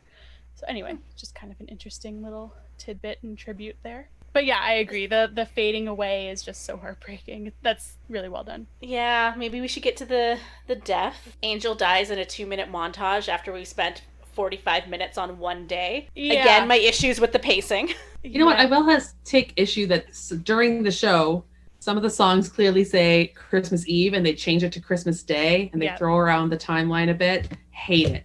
Yeah, it just adds to the timeline being a little wonky. I mean, so the song Without You, it's sung by Mimi, and it's kind of the montage of everything, all the shit hitting the fan in the movie. Mm-hmm. We see her deteriorating, and she's slipped back into drug using, and then Angel's obviously getting a lot sicker. In the show, there's also Maureen and Joanne making up during this montage, but that's not in the movie. And then Angel dies. I don't know what to say. It's sad. It's really sad. It's sad in every way, but like his funeral is very sparsely attended, which surprised me because he was a friend to everyone he met. Yeah. Sorry, are we misgendering Angel? Should be she? I was worried about that all day because they refer to Angel as both. They say he's a drag queen. But they say she during the funeral. They say both. Yeah, I don't know. I took note of that too, because I wondered if this was just like maybe a 90s thing versus a 2020 thing, where I think maybe Angel, the intention was like a drag queen. Sometimes they're, performing and that's why they're dressed as a woman, and sometimes they're not, and that's why they're not presenting as a woman. But then now I'm like, I don't want to make any assumptions because they do use both pronouns. So I'm like, I don't know if we should assume that Angel is a drag queen or a transgender woman or what. But at the funeral, the photo they chose is Angel in masculine attire. Yeah, I do think he's a drag queen. Okay. But I had the same thought of I don't want to misgender a fictional character. But it's heartbreaking, which I don't understand why the funeral is so sparsely attended. I thought it would be full. Maybe they made it a private service. No, I agree. Because they do sort of imply that like Angel has a lot of friends, everyone loves Angel knows everyone. But then I also wonder, is it supposed to be like maybe more time has passed than we realize and a lot of their friends have already died and there's not that many people left? That's also very likely. Or they're afraid, they lost contact with Angel when it became clear that they were dying of AIDS. Yeah. A lot of people didn't want to be around that, didn't understand it. So as Angel became less gregarious and outgoing, the fake friendships fell away. Yeah. But I definitely cried. Oh, me too. That song, Jesse L. Martin, straight to the heart. Yeah, that one hurts. But I think he did a great job in piercing our hearts apart. Very sad. Did you feel emotions, Jen? I didn't cry at the funeral when he was singing. The only thing that I almost felt like I would maybe get a little emotional was like later when they're at like the gravesite and everyone starts fighting and then Collins comes over and he's like, "Not today, don't do this to me today." That was kind of where I was like, not today, guys. He just lost the love of his life. Be nice. Collins is like a good dude. He's still like, you guys, he doesn't freak out or yell. He's still like, come on, can we all just please have a chill moment? Oh God. Yeah, so Collins, I think a lot of the times is almost like the dad of the group. He's very like getting everyone together and trying to like help them out. So then even in that moment, he still had to do that. He still had to step in and be like, I have to help try to police you guys and make sure you're okay and you're behaving yourselves, even though this day is supposed to be about my grief and like me losing, the love of my life who I only was able to be with for a short period of time, which is absolutely tragic. So like, really, he should have been, fuck you all, you're not my friends anymore. How dare you be selfish today? They were so awful. They were so awful outside. Like petty squabbling too. They weren't even trying to have even like a big emotional kind of a fight or a real talk or, bring real issues to a head. They were just like, ooh, you're dating Benny. I don't like you anymore. It's like, can you get a little bit of perspective on the bigger picture? Maybe. And also the fact that this is potentially going to happen to you in the near future. You think you'd feel a little bit more respectful of the whole thing. Although maybe they were trying to check out. Maybe they weren't trying to face reality there, and it was easier to talk about their pathetic, petty interpersonal relationships. I guess, but just time and place, guys, not at the gravesite. Yeah, literally at the gravesite. They didn't even wait until like the after party. The wake, I believe they call it. Thank you. Yeah. It was pretty bad. It was pretty childish, but they're all kind of dicks, so it's not unexpected. Like I was gonna try to defend like Joanne for a second because she's at least like, don't stick your nose in people's business. But at the same time, it's like, just don't do it either. Just everyone. Mark is the only good person in this scene. He's just keeping it cool. I don't think he was he filming it though? No, Mark? he was Probably. Not. So I guess what happens when Angel dies is everyone kind of really does fall apart. Roger goes to Santa Fe. She was kind of the glue, I think, because she was just such a good person. She was kind of the glue. Which is for this kind of group. Crazy because Collins, the one who loved Angel, doesn't go off the rails. Collins is the only emotionally healthy one in this entire friend group. Yeah. How is that possible? But I also think it might be at the funeral scene when they're like sniping at each other, where one of them say like, "Oh, I want to love what Angel had." Yeah. So I think maybe because Collins was emotionally mature and knows that he did have this great love and this great relationship, he doesn't need to set his life on fire, even though he's sad and he's mourning, whereas the rest of them feel that sort of emptiness, that they don't really have anyone, that they don't really have love, that they don't have purpose, and that they're maybe dying soon, and that's why they go off the rails. Yeah, maybe. But I mean, or maybe they're just selfish assholes, and Collins isn't. I just got really sad thinking about the fact that when it does happen to Collins, he won't have anyone to help him through it like he was able to do with Angel. Jen! Mark will help him. Mark will film it. Oh, he totally will. You know what I believe? That Tom Collins will spend some time mourning Angel, and then he'll find another love of his life. He's that emotionally healthy, and those people, he'll love him in a different way, and he'll help him. Yeah. I also could really see Collins being the type of person to get really involved in those life support meetings they were going to, and being the one to like help people and connect with people and be like reaching out and making sure he's still a part of the world and has friends and has people around him. So I think he'll be okay. Everyone else sucks, but he'll be okay. Yeah, Collins is the one I never worried about, how his life was going to turn out. He doesn't feel sorry for himself, so you don't feel sorry for him. Mm-hmm. Should we jump to the much less emotionally charged death of Mimi? Yeah. So she goes missing for several weeks, I guess. I'm not entirely sure how long. Yeah. I think Benny says he hadn't heard from her in a couple weeks, and that's when they start looking for her.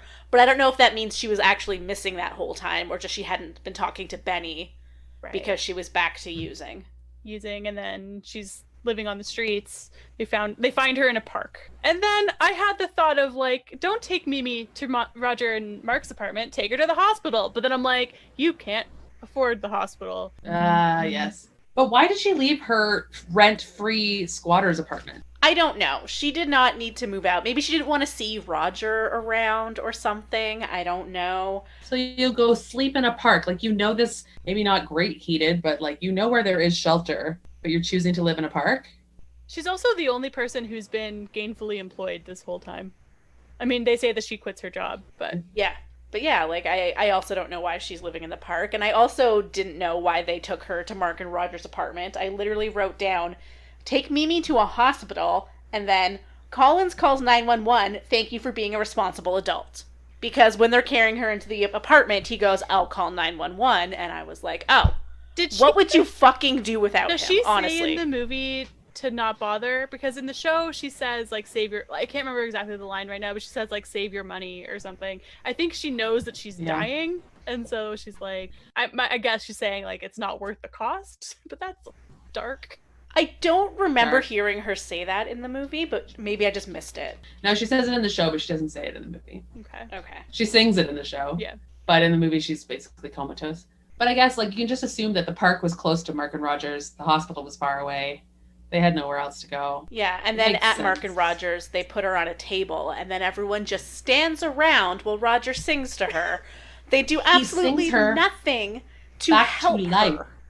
And then when she magically comes back to life, someone goes, oh, her fever broke. And I'm like, no thanks to you. And then they're like, let's watch a movie instead of giving her food or water. Like, yeah, at least give her a glass of water. Like, I'm glad she woke up, but like, she just, I assume, had a drug overdose. Like, you can't just walk it off. Like, I hate that whole part. I hate that she sees a light and Angel tells her to go back so that she can hear Roger's shit song, which sucks. Like, the whole part, garbage. It's never occurred to me that it was a drug overdose. That makes so much more sense. What did you think she was dying of, Austin?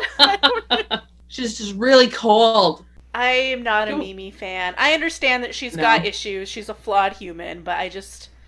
And then Angel told me to come back to Roger. Why would Angel waste her fucking time telling you that?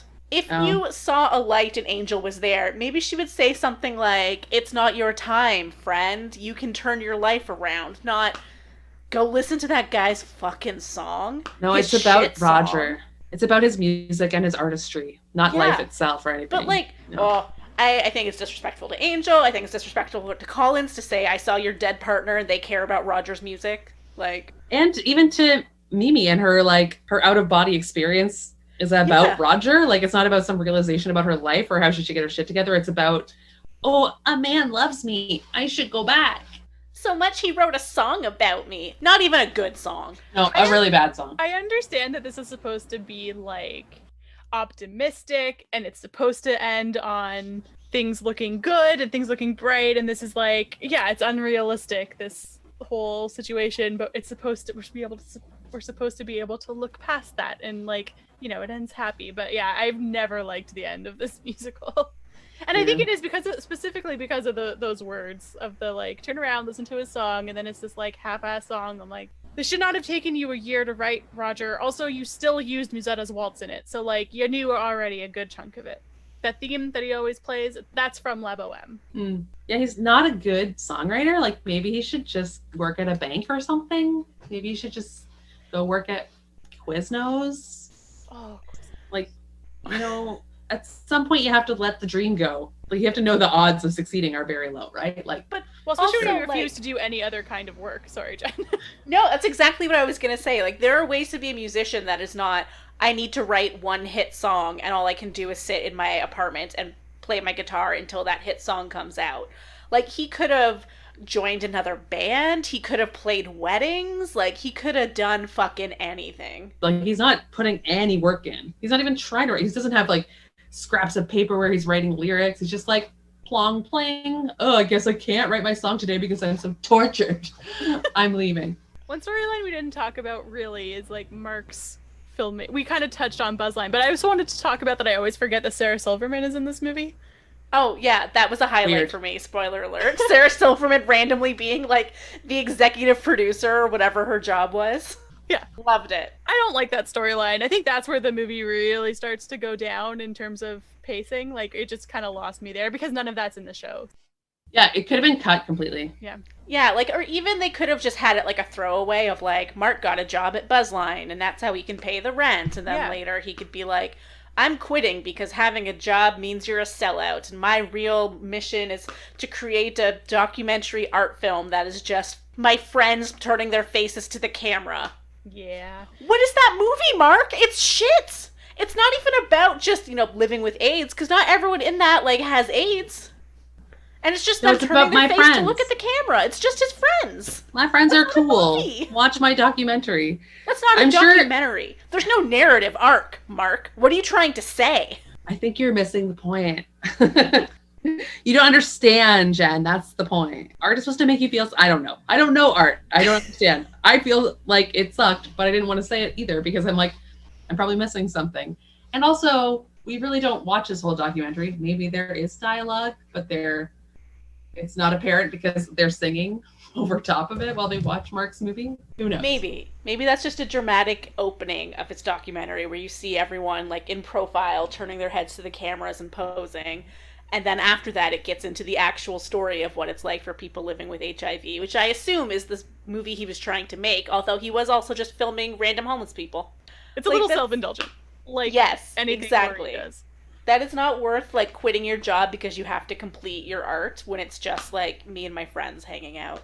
Maybe that's why he and Maureen were together for so long. They're both secretly super self-indulgent art losers. But again, I think it would have been more interesting to like focus on the fact that Mark hides behind the camera and doesn't actively participate in life. And like, let's get a little more of that. Like, that's an interesting angle. Yeah. Yeah, they do Mark a disservice. He's nobody in this movie. He has nothing. The way they do him in the movie, he could be lifted out and nothing would be missing. But on the stage production, he is one of the leads. Too bad. That is a good point that I didn't really realize, but you're right. Like, Mark could just have been taken out of this movie. He doesn't really, like, drive any of the plot or any of the character moments aside from, like, his own. They really could have given him a better storyline, some emotional depth, anything.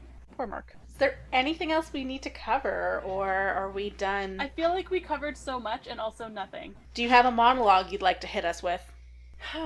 Yeah, drop some knowledge. Can I give you my history of the show? Please. Are we familiar with Jonathan Larson? What do we know about Jonathan Larson? I know Just that he did he this. wrote Rent, and he died tragically. Yes. Okay. Very young. Very young. Very young, 35.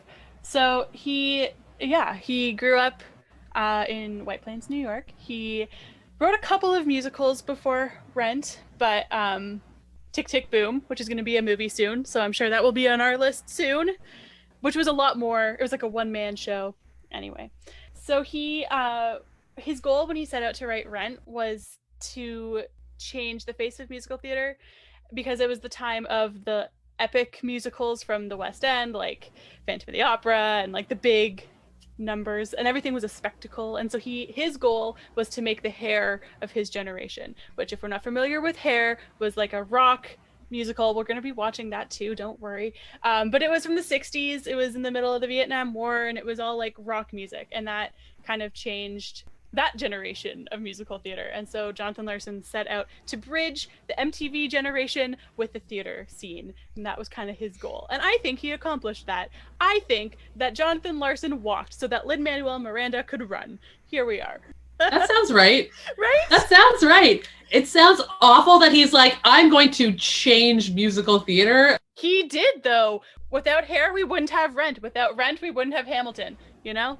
Yeah, but you can say that retrospectively. I don't know if you he can't said say it in it the beginning. word for word, but that was his goal. He was like, I want to blend this with that, and it's going to be this new thing, and it was. You know what? Nothing wrong with being confident, hyping yourself up. So a lot of people think Rent is autobiographical for him, and it is in some ways, and a lot of people assume that he's like the Mark of the situation. And I think it's generally agreed that there's definitely parts of him in Mark, but there's little bits of everyone sparkled all over the place. This came about at a time when people with money were buying properties in the Lower East Side, so essentially you could be bohemian if you paid the price, because people were kind of romanticizing that lifestyle, but it was starting to be gentrified, which I think we've talked about a little bit. It started out at the New York Theater Workshop. It had a 1993 reading, then a workshop in 1994, and then he quit his job as a waiter at the Moon Dance Diner, and it got started.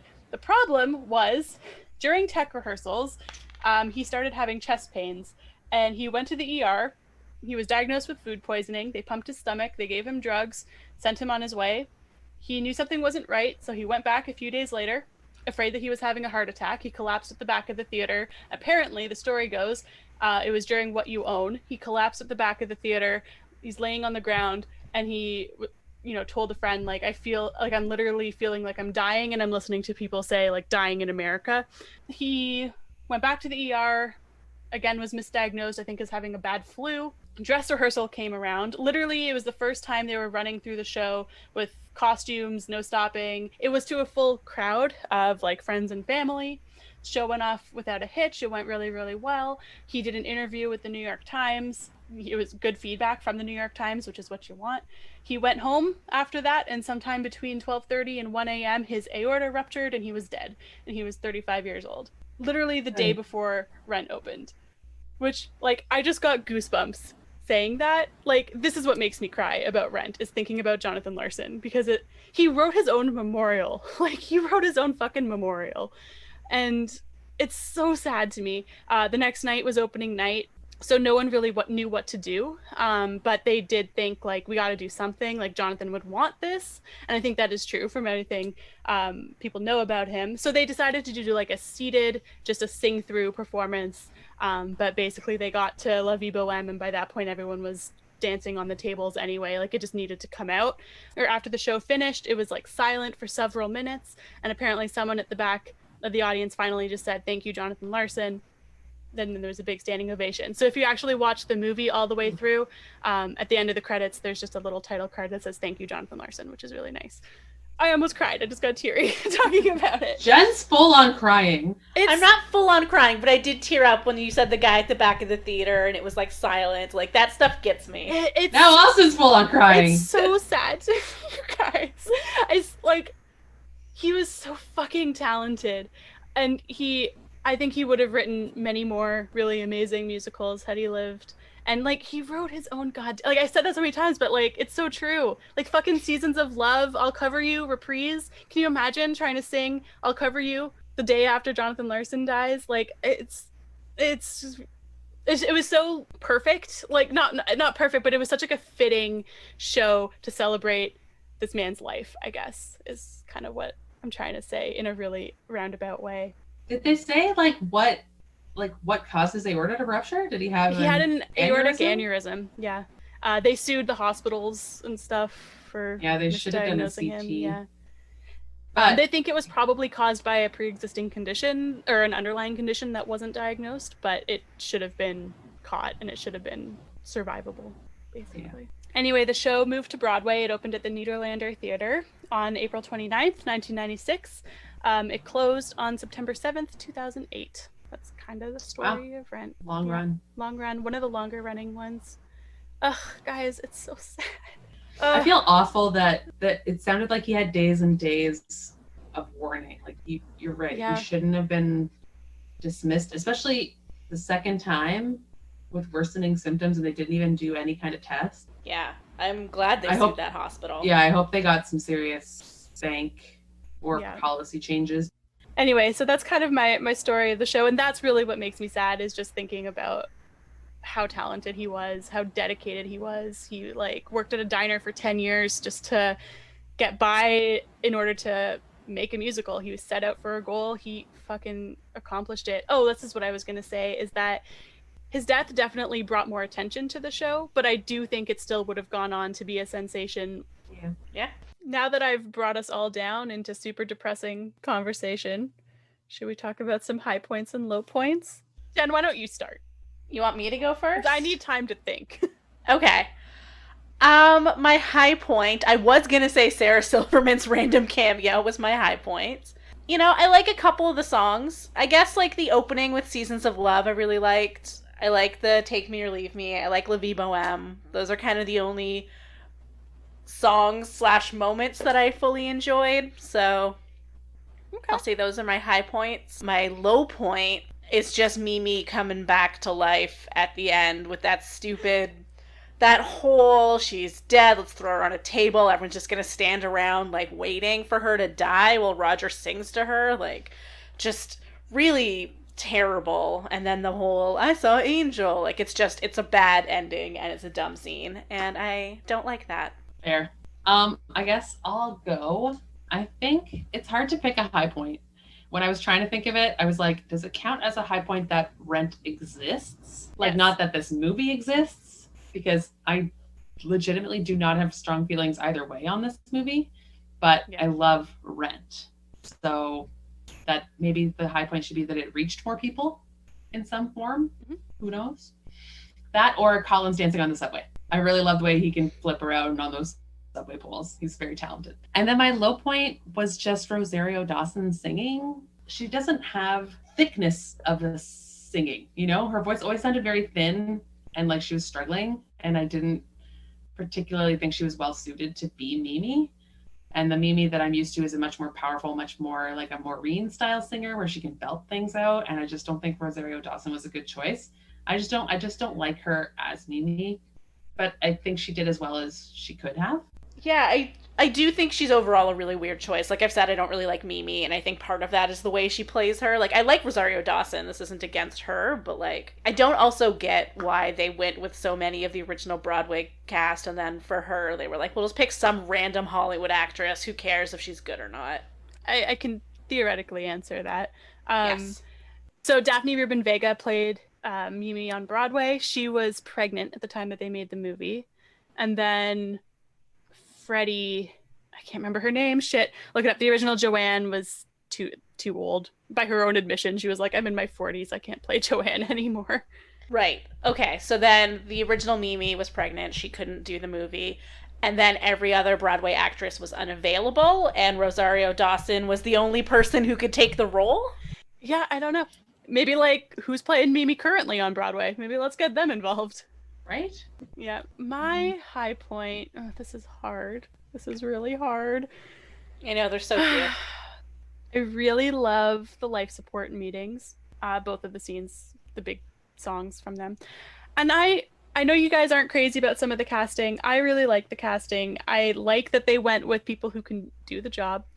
And the characters to me feel very lived in. I mean, they are lived in. They've been playing the characters for a decade. They have the story. They know Jonathan. I feel like it comes across. So for me, that's nice. And also just the existence of Rent, like Jackie, is my high point. My low point, I think I've said it 100 times, but some of the choices that they made to cut lyrics and turn it into dialogue without music is awkward to me and unnecessary. Quotes? Guys, I don't really have quotes because Song lyrics? yeah, it's either song lyrics or it's song lyrics that they've made them speak. I didn't want to just say the song lyrics because I thought it'd be weird. So I don't think that's fair. The only quote I actually have that was dialogue was what I think it was Mimi said it maybe at Angel's funeral when he responded to someone who was sassing him for being a drag queen, and he said, I'm more of a man than you'll ever be and more of a woman than you'll ever get. And I was like, boom! Drop that mic, Angel. And then the other line I really liked, I don't know why I wrote it down out of all the song lyrics in the entire movie, but I wrote, life is too short, time is flying, I'm looking for baggage that goes with mine. And that's the essence of the Mimi Roger relationship to me. They're like, we work together because we're so fucked up in similar ways. That's all that anyone's really looking for, right? It seemed nice. But I really didn't want to just start rehashing good lyrics because I would be here for an hour. It's very well written. Yes, let's start reciting the entire... Now Austin and I will sing Rent for you. And go. Oh no, my internet's cutting out. I have to leave the video. We recommend earplugs and hearing protection. Oh, do we have to do Rent trivia now? Are we going to be here for 7 hours, Austin? Buckle up. The budget for this was $40 million. And then this came as a surprise to me. I did not realize this movie flopped. I knew it didn't get great reviews, but it didn't even make back its budget. Its worldwide gross was $31 million. Oh boy. I knew it didn't do well, but I'm surprised it didn't recoup its budget. Ouch. Yeah, I also didn't realize it did that badly. I thought it would at least make some money. Musicals, I think, tend to do okay. Because there's that built-in audience of people who know it from theater, you know? Yeah. For trivia that I haven't already talked about, Jonathan Larson got dumped the way Mark did. He had an ex-girlfriend break up with him for another woman. The line, they call me Mimi, at the end of Light My Candle is a direct translation from a line in the equivalent song in La Boheme. A lot of the costumes are based on the costumes from the stage version. It won the Tony for Best Book, Best Original Score, and Featured Actor for Wilson Jermaine Heredia, who played Angel, and Best Musical. It also won a Pulitzer Prize, and it's only 9 musicals have won the Pulitzer Prize in drama.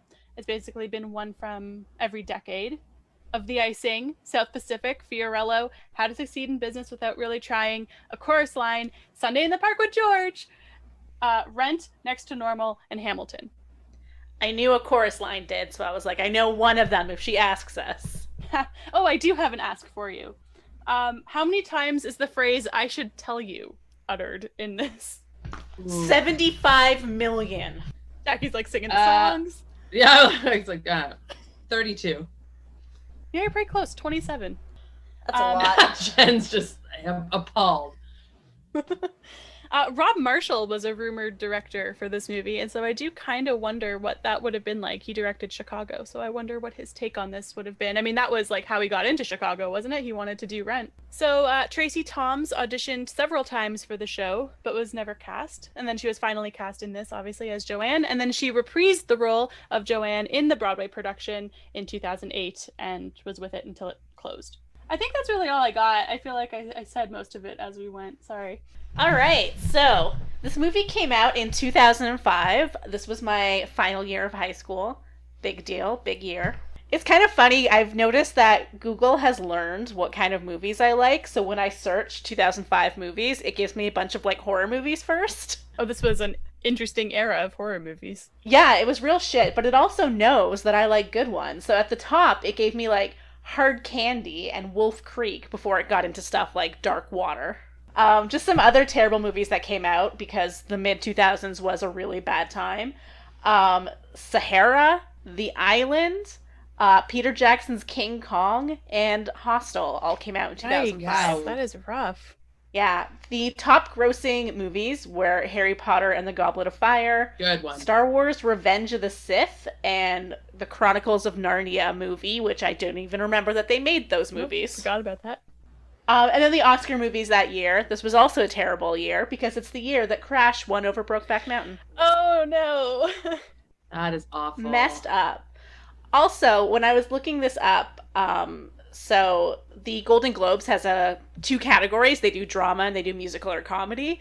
And I noticed that Rent wasn't even nominated in the musical category, which is bad because normally there's so few musicals, you kind of just get one.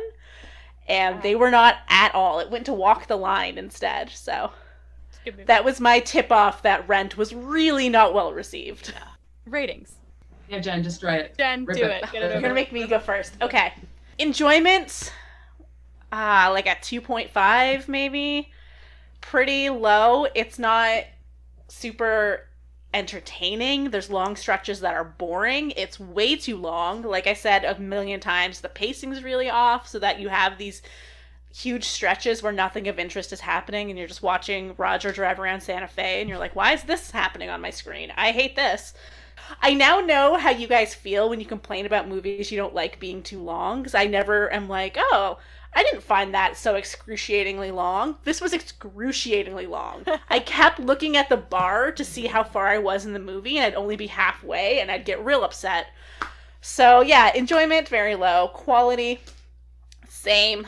3, maybe. There's some talented singers, for sure. Mm-hmm. Maybe they're not as talented with the film acting. I think it's not super great. It's kind of basic as a movie. It's not really interesting visually. There's not a whole lot that I can really give them props for other than the singing, which that's just...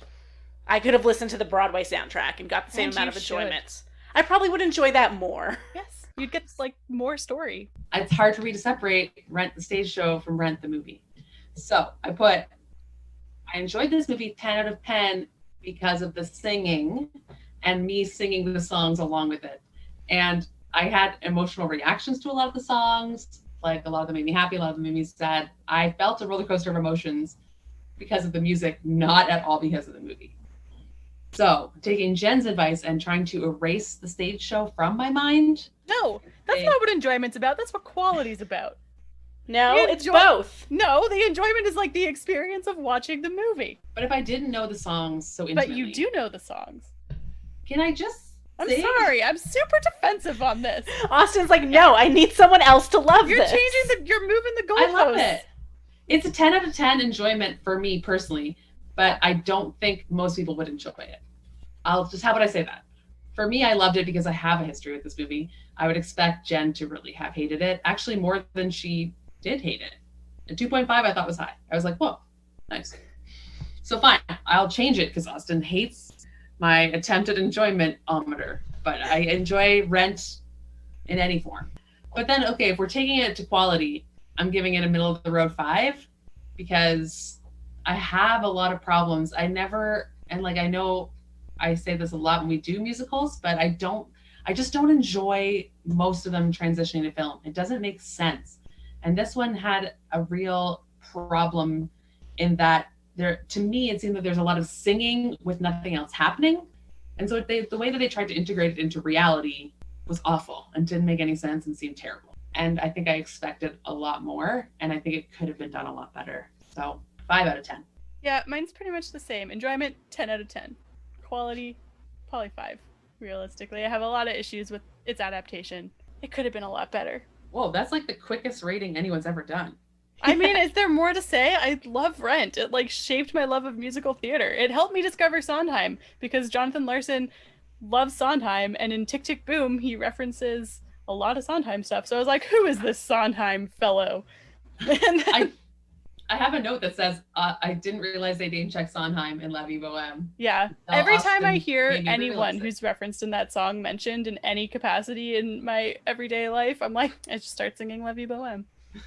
Do you hear a lot of those people name checked in your everyday life? Well, no, that's why it's a nice surprise when I do. So then, okay, so friendometer now? I mean, I'm fine. Jackie, Yeah, I'm sorry I got so defensive even though you like this movie or like the experience of it, and I was still defensive with you, so I apologize. No, I respect your passion because if I was the one who had brought up Rent, I would have been like, you guys, you can't say anything bad about it or I will cry. So I respect it because I'm in the same boat. I think the thing is that we just both have a very pure love for Rent, Yeah. the stage production. Yeah. So it's hard to totally divorce those feelings from this film. I'm green. All green, baby. Yeah, green, I'm all green. green. Okay, I'm green. Thank you guys for not hating me because I did not like Rent. You were so tame with your criticism. So Jen, Oh, what are we watching next week? the movie that I would like us to watch. It is a fun one. I think we will have a good time. We're going to watch Gremlins. Oh, okay. So I've never seen this, right? Neither have I. That's why we're watching it. That wraps us up for Rent. So join us next week when we talk about Gremlins. You can follow us on Twitter at I Hate Your Taste or on Instagram at Hate Your Taste Pod. We also have a website. It is IHateYourTasteInMovies.wordpress.com, and there is links there to our merch. Thanks so much for listening. If you like what we're doing, please leave us a review on iTunes or Apple Podcasts. It's really, really helpful. And, we'd like to hear what you're liking. We will see you next week. Thanks so much for listening. Bye.